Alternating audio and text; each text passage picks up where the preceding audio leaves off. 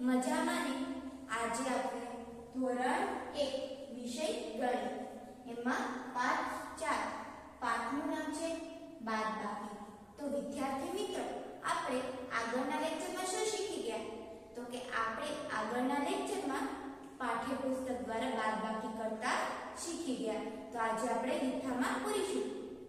તો તમે પણ મારી સાથે તમારો ગણિતનો પાઠ 4 નો લીઠો ખોલો।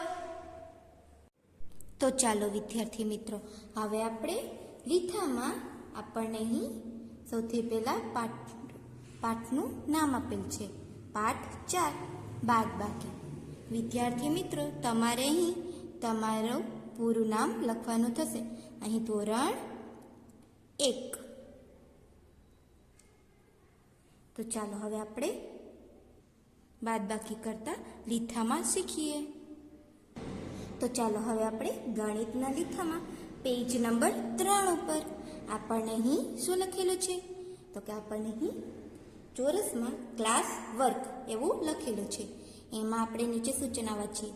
પ્રશ્ન નંબર 1, વાંચો, સમજો અને લખો। તો વિદ્યાર્થી મિત્રો, અહીં આપણને જે પ્રશ્નો આપેલો છે તે આપણે જોઈને ફરી સામે અહીં જે લીટી છે તેમાં લખવાનું થશે। તો ચાલો હવે આપણે બાદબાકીને કેમ કરું તે પણ શીખતા જઈએ અને લખતા જઈએ। 5, સૌથી પહેલા પાછળે 5, 5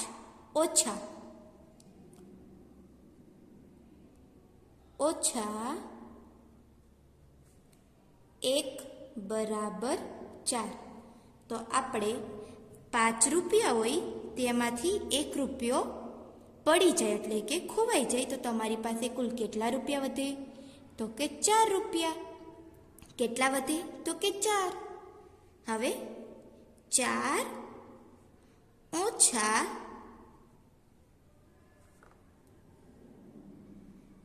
1 બરાબર 3। તો હવે તમારી પાસે 4 રૂપિયા હોય અને તમે એમાંથી 1 રૂપિયો તમારા ભાઈને આપી દો તો તમારી પાસે કુલ કેટલા રૂપિયા વધે? તો 4 રૂપિયામાંથી 1 રૂપિયો ઓછો થઈ જાય તો તમારી પાસે કુલ 3 રૂપિયા વધે। કેટલા વધે? તો કે 3। હવે 3 ઓછા 1 બરાબર 2। હવે તમારી પાસે 3 રૂપિયા હોય અને એમાંથી બાદ એટલે કે ઓછા એટલે કે બાદ કરવાનું કહે છે। એમાંથી 3 રૂપિયામાંથી 1 રૂપિયો બાદ કરો એટલે કે તમે 1 રૂપિયો તમારા બેનને આપો તો તમારી પાસે કુલ કેટલા વધે? તો કે 3 રૂપિયામાંથી 1 રૂપિયો બાદ કરી દો તો તમારી પાસે કુલ 2 રૂપિયા વધે। હવે 2 ઓછા 1 બરાબર 1। તો હવે તમે 2 રૂપિયામાંથી 1 રૂપિયો ઓછો એટલે કે બાદ કરી દો તો તમારી પાસે કુલ કેટલા રૂપિયા વધે? તો કે 1 રૂપિયો। 2 રૂપિયામાંથી 1 રૂપિયાનો ઘટાડો થાય તો તમારી પાસે 1 રૂપિયો વધે। હવે 1 ઓછા 1 બરાબર 0 એટલે 0।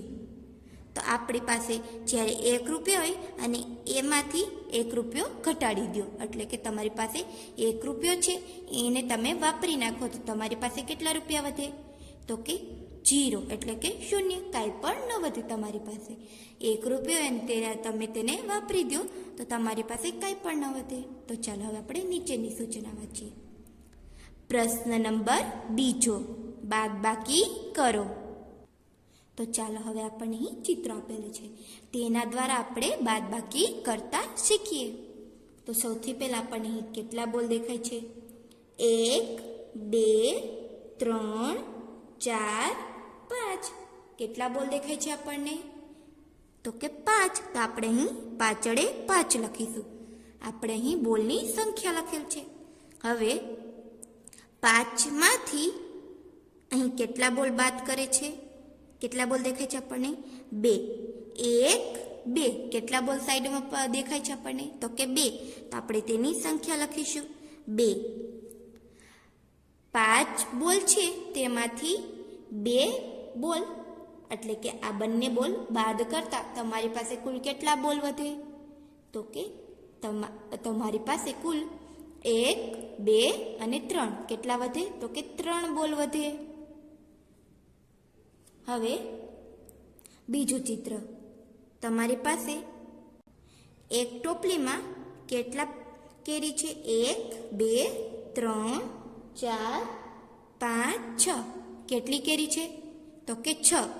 એક ટોપલીમાં 6 કેરી છે. તો આપણે અહીં ટોટલ એટલે કુલ આપણે જેટલી કેરી હોય તેની સંખ્યા લખેલ છે. તેમાંથી તમે 2 કેરી બાદ કરી દો એટલે કે સાઈડમાં મૂકી દો, ખાઈ જાઓ. તો અહીં આપણને નીચે કેટલી કેરી દેખાય છે? 1, 2. તો 2 આપણે અહીં લખીશું. હવે 6 કેરી હોય તેમાંથી 2 કેરી તમે ખાઈ જાઓ તો તમારી પાસે કુલ કેટલી કેરી વધે? તો કે 6 કેરીમાંથી તમે 2 કેરી ખાઈ જાઓ તો તમારી પાસે કુલ 1, 2, 3, 4 કેટલા વધે? તો કે 4. 6 - 2 બરાબર 4 એટલે 6 માંથી 2 કેરી બાદ કરતા તમારી પાસે કુલ 4 કેરી વધે. હવે આપણને અહીં ચકલી દેખાડે છે. 1, 2, 3, 4, 5. કેટલી ચકલીઓ છે? તો કે 5. તો આપણે અહીં 5 ચકલીની સંખ્યા લખીશું. હવે 5 ચકલી દાણા ચણે છે, એમાંથી 5 કેટલી ચકલી ઉડી જાય છે? 1, 2, 3, 4, 5. કેટલી ચકલી ઉડી જાય છે? તો કે 5. હવે જે ચકલીઓ દાણા ચણતા હતા 5 ચકલી, તે 5 ચકલીઓ ઉડી જાય તો દાણા ચણતી વખતે કેટલી ચકલી વધે? તો હવે આપણને અહીં કેટલી ચકલી દેખાડે છે? તો કે 1 પણ નહીં એટલે 0. 5 ચકલીઓ હતા તે 5 ચકલી ઉડી જાય તો કોઈ પણ નથી વધતું. તો હવે ચાલો હવે પાછળ જોઈએ. પ્રશ્ન નંબર 3. ચિત્રો ગણીને સંખ્યા લખો અને બાદબાકી કરો. તો હવે આપણને અહીં ચિત્રો આપેલા છે તેને એક વખત ગણીએ. 1, 2, 3, 4, 5, 6. અહીં કેટલા બતક આપેલા છે? તો કે 6. તો આપણે જેટલા બતક હોય તેની સંખ્યા એટલે કે કુલ સંખ્યા, એમાંથી અહીં કેટલા બતક વયા જાય છે? 1, 2, 3. કેટલા વયા જાય છે? તો કે 3. હવે 6 બતક હતા તેમાંથી 3 બતક વયા જાય તો હવે નદીમાં કેટલા બતક વધે? તો કે 3. જે 6 બતક છે એમાંથી 1, 2 અને 3 બતક વયા જાય તો આપણી પાસે કુલ નદીમાં 1, 2 અને 3 બતક વધે. તો આપણે અહીં 3 લખીશું. 6 - 3 બરાબર 3. 6 માંથી 3નો ઘટાડો કરો એટલે કે બાદ કરો તો તમારી પાસે કુલ 3 વધે. હવે આપણને અહીં કેટલી બકરી દેખાય છે તેની સંખ્યા લખીશું, જેટલી બકરી હોય તેટલી. 1, 2, 3, 4, 5, 6, 7. કેટલી બકરી દેખાય છે? તો કે 7. તો આપણે અહીં 7 લખીશું. ત્યારબાદ હવે 7 બકરીઓ છે તેમાંથી 3 બકરી વહી જાય છે. 1, 2, 3. કેટલી બકરી વહી જાય છે? તો કે 3. 7 બકરીઓમાંથી 3 બકરી વહી જાય તો કુલ કેટલી બકરી વધે? તો કે 4. એ કેવી રીતના? તો કે પહેલી 3 બકરીઓ વહી જાય તો આપણી પાસે કુલ 4 બકરી વધે. 1, 2, 3, 4. કેટલી વધે? તો કે 4. તો અહીં જે બકરીઓની સંખ્યા છે એ વધે, એ બધી બકરીઓની સંખ્યા છે. ચિત્રો છે 1, 2, 3, 4. 7 - 3 બરાબર 4. હવે આપણને નીચે કેટલા સિંહ આપેલા છે તેની સંખ્યા લખીશું. 1, 2, 3, 4, 5, 6, 7, 8, 9. કેટલા આપણને અહીં સિંહ આપેલા છે? 9. હવે 9 માંથી કેટલા સિંહ વયા જાય છે તેની સંખ્યા લખીએ સૌથી પહેલા. 1, 2, 3. કેટલા વયા જાય છે? તો કે 3. તો જે 9 સિંહ છે તેમાંથી 3 સિંહનો બાદ એટલે કે ઘટાડો થાય તો કુલ કેટલા સિંહ વધે? 1 2 3 4 5 6. કેટલા વધે? તો કે 6. જે 9 સિંહ છે એમાંથી પહેલા 3 સિંહ વયા જાય છે તો આપણી પાસે કુલ 6 સિંહ વધે. પ્રશ્ન નંબર 4. ગણો અને નમૂના પ્રમાણે બાદબાકી કરો. તો આપણને અહીં ચિત્રો દ્વારા એક બાદબાકી કરીને સમજાવેલ છે એટલે કે ઉદાહરણ આપેલ છે. એમાં સૌથી પહેલાં 1 અને 2. અહીં 2 કૂતરું છે અને બાજુમાં પછી 3 4 5 અને 6. આપણને અહીં કેટલા કૂતરા આપેલા છે એટલે કે ગલુડિયા? તો કે આપણને અહીં 6 ગલુડિયા આપેલા છે. તો અહીં છગડે 6 લખેલ છે. હવે 6 ગલુડિયા છે તેમાંથી 4 ગલુડિયા બાદ કરો. 1 2 3 4. કેટલા ગલુડિયા બાદ કરવાના? તો કે 4. તો હવે 6 ગલુડિયામાંથી 4 ગલુડિયા બાદ થઈ જાય તો આપણી પાસે કુલ કેટલા ગલુડિયા વધે? તો કે 2. 1 અને 2. તો અહીં બગડે 2 લખેલ છે.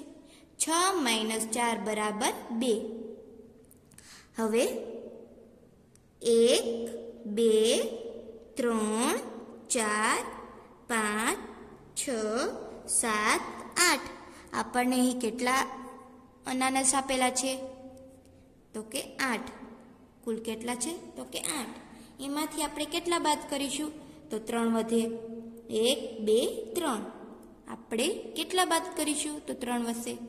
તો કે 1 2 3 4 5. આપણે 5 બાદ કરશું. તો હવે આપણે 5 બાદ કરીએ તો આપણી પાસે કુલ કેટલા અનાનસ વધે? તો કે 3. હવે 1 2 3 4 5 6 7 8 9. 9 મીણબત્તી આપેલા છે તો આપણે તેની સંખ્યા લખીએ. હવે આપણે અહીં જે લીટી આપેલી છે તે બધી વધે એની સંખ્યા છે જે આપણે અહીં બરાબર એટલે કે વધે તે બધી સંખ્યાઓ આપેલી છે. તો 9માંથી કેટલી સંખ્યા બાદ કરીશું તો આપણને જે મીણબત્તીઓ આપેલ છે તેની સંખ્યા સાથે બરાબર થાય. તો કે આપણને અહીં કુલ 6 મીણબત્તી આપેલ છે. 1 2 3 4 5 6. કેટલી મીણબત્તી આપેલ છે? 6. તો હવે આપણે 9માંથી 6 મીણબત્તીનો વધારો રાખવાનો છે એટલે કે વધારવાનો છે. તો આપણે તેમાંથી કેટલા બાદ કરશું તો 6 આવે? તો કે 3. 9 - 3 બરાબર 6. 3 મીણબત્તી બાદ કરી દે તો આપણી પાસે કુલ 6 મીણબત્તી વધે. તો હવે આપણે સામે જોઈએ. હવે પ્રશ્ન નંબર 5. નમૂના પ્રમાણે સંખ્યા લખો અને બાદબાકી કરો. તો આપણને અહીં ચિત્રો દ્વારા સમજાવે છે. સૌથી પહેલાં કેટલા આપણને પતંગ આપેલા છે? 1 2 3 4 અને 5. કેટલા પતંગ આપેલા છે? તો કે 5. એમાંથી 3 પતંગ નીચે જે છે તેના ઉપર ચોકડી છે. 1 2 3. જે ચોકડી એટલે કે જે ચોકડી કરેલ નિશાનીવાળા પતંગ છે તે બધા પતંગ તૂટી ગયા છે એટલે કે ફાટી ગઈ છે. તો આપણે તેને અહીં તળગડે 3ની સંખ્યા લખીશું જે ફાટેલો પતંગ છે તેની. હવે 5 પતંગ હોય તેમાંથી 3 પતંગ ફાટેલી એટલે કે તૂટેલી આવે તો તમારી પાસે કુલ કેટલી પતંગ વધે? તો કે 2. 1 2. કેટલા વધે? તો કે 2. 5 - 3 બરાબર કેટલા? તો કે 5 પતંગમાંથી 3 પતંગનો ઘટાડો થાય તો આપણી પાસે કુલ 2 પતંગ વધે.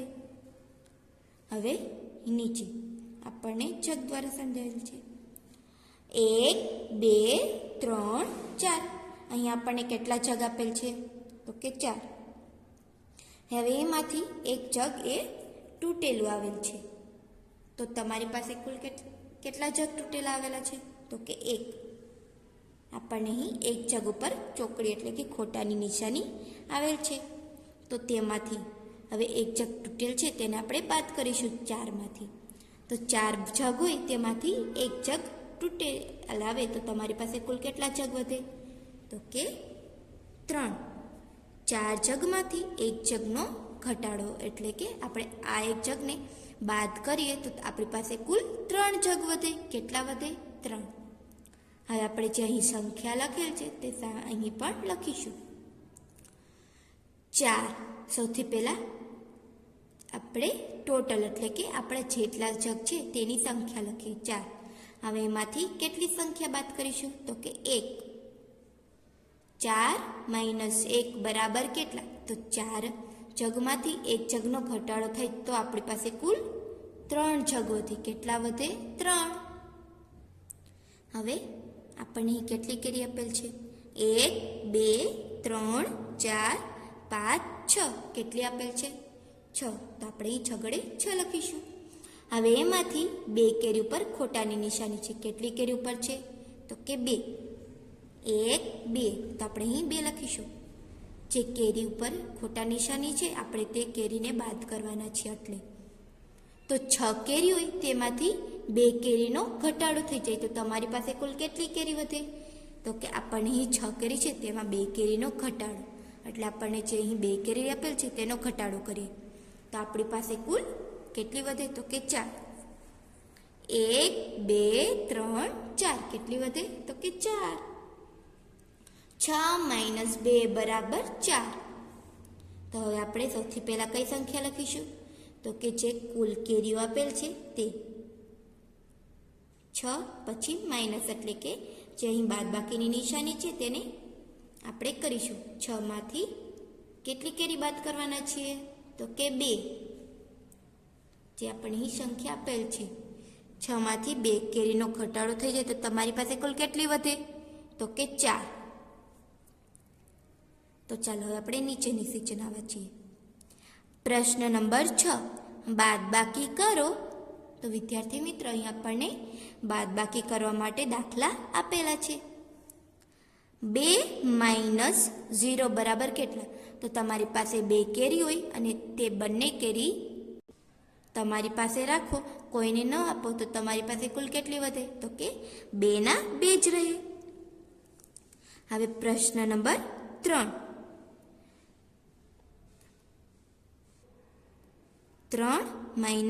2 બરાબર કેટલા? તો 3 કેરી હોય એમાંથી 2 કેરીનો ઘટાડો થઈ જાય તો તમારી પાસે કુલ કેટલી કેરી વધે? તો કે 1.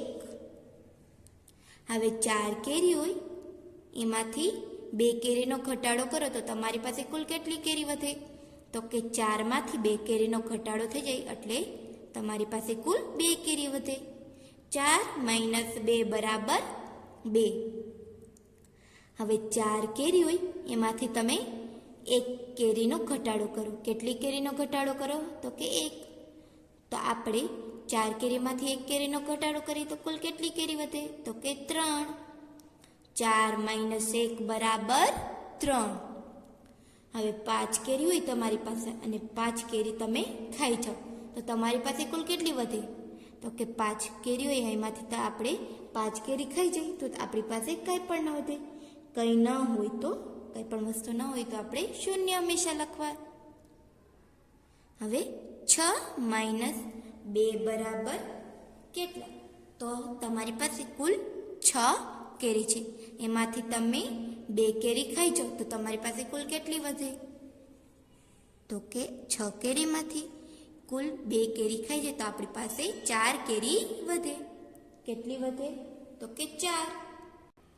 હવે આપણને અહીં કેટલી સંખ્યા આપેલ છે? 7. એમાંથી કેટલી સંખ્યા બાદ કરીશું? તો કે 4. તો તમારી પાસે કુલ 7 કેરી હોય અને એમાંથી તમે 4 કેરી ખાઈ જાઓ તો તમારી પાસે કુલ કેટલી કેરી વધે? તો કે 7 - 4 બરાબર 3. કેટલી વધે? તો કે 3. હવે 8 કેરી હોય એમાંથી તમે 7 કેરી ખાઈ જાઓ તો તમારી પાસે કુલ કેટલી કેરી વધે? તો કે 8 કેરી હોય એમાંથી 7 કેરી ખાઈ જાય તો આપણી પાસે એટલે કે તમારી પાસે કુલ 1 કેરી વધે. કેટલી વધે? 1.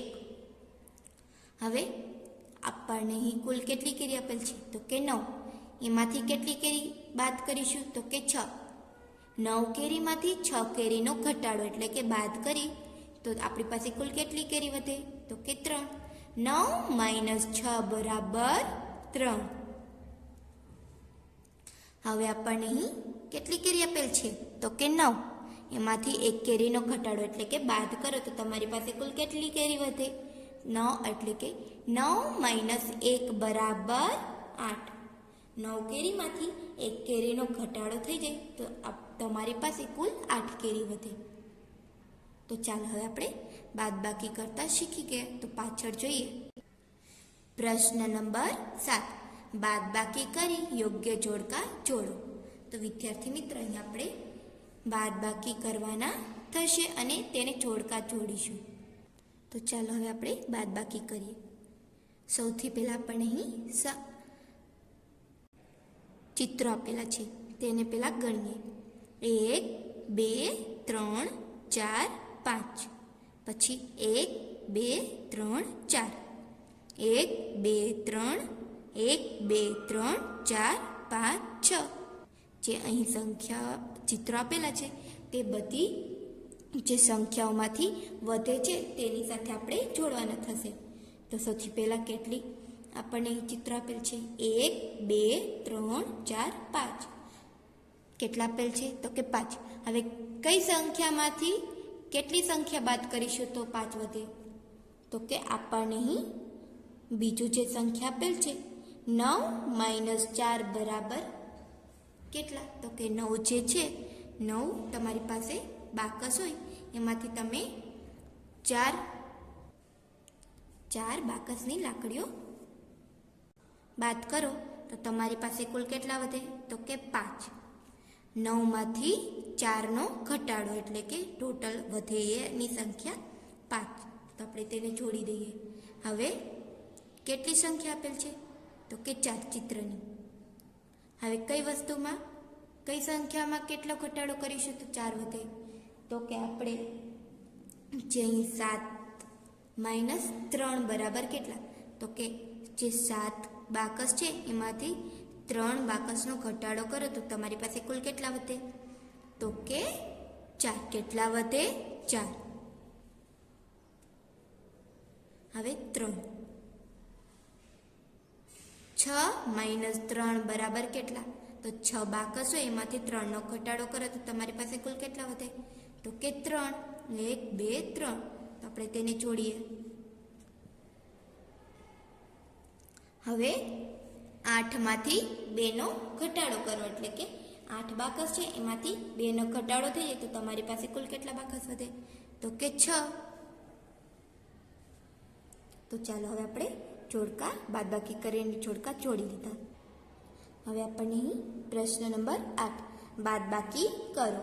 તો ચાલો હવે આપણને જે અહીં પ્રશ્નો આપેલા છે તેને બાદબાકી કરીએ. 4 - 2 બરાબર કેટલા? તો 4 ફુગ્ગા હોય તેમાંથી 2 ફુગ્ગા ફૂટી જાય તો તમારી પાસે કુલ કેટલા ફુગ્ગા વધે? તો કે 2. હવે 6 - 5 બરાબર કેટલા? તો 6 ફુગ્ગા હોય તેમાંથી 5 ફુગ્ગા ફૂટી જાય તો તમારી પાસે કુલ કેટલા ફુગ્ગા વધે? તો કે 1 ફુગ્ગો. 6 - 5 બરાબર 1. હવે 3 - 1 બરાબર કેટલા? તો 3 ફુગ્ગા હોય એમાંથી 1 ફુગ્ગો ફૂટી જાય તો તમારી પાસે કુલ કેટલા ફુગ્ગા વધે? તો કે 2. કેટલા વધે? 2.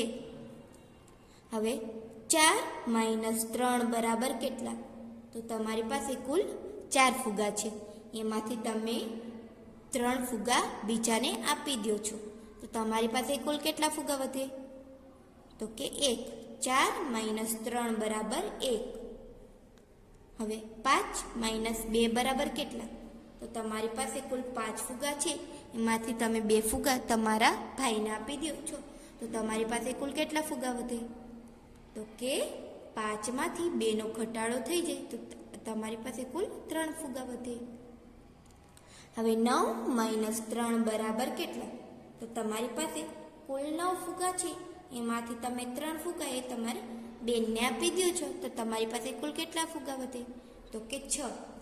9 - 3 બરાબર 6. હવે 5 - 3 બરાબર કેટલો? તો તમારી પાસે કુલ 5 ફુગ્ગા છે, એમાંથી 3 ફુગ્ગા એ તમે તમારા મિત્રને આપી દો છો, તો તમારી પાસે કુલ કેટલા ફુગ્ગા વધે? તો કે 2. હવે 4 - 4 બરાબર કેટલા?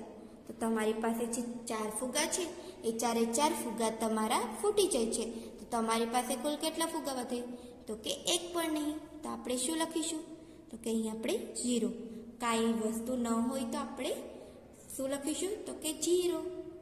તો ચાલો વિદ્યાર્થી મિત્રો, હવે આપણે ગણિતના લીધામાં ક્લાસ વર્ક પૂર્ણ કરી લીધું. તો વધુ અભ્યાસ માટે આગળના લેક્ચરમાં મળીશું.